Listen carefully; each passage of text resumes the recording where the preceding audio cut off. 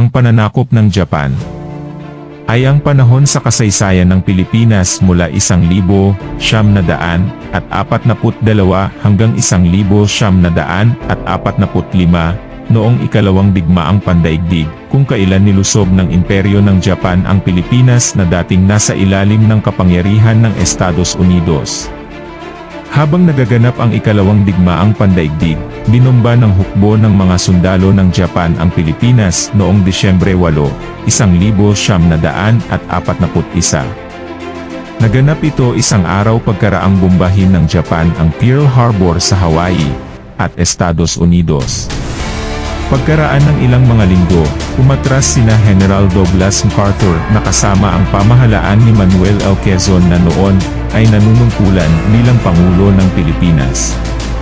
Pinasok ng militar ng Japan ang Maynila noong Enero 2000.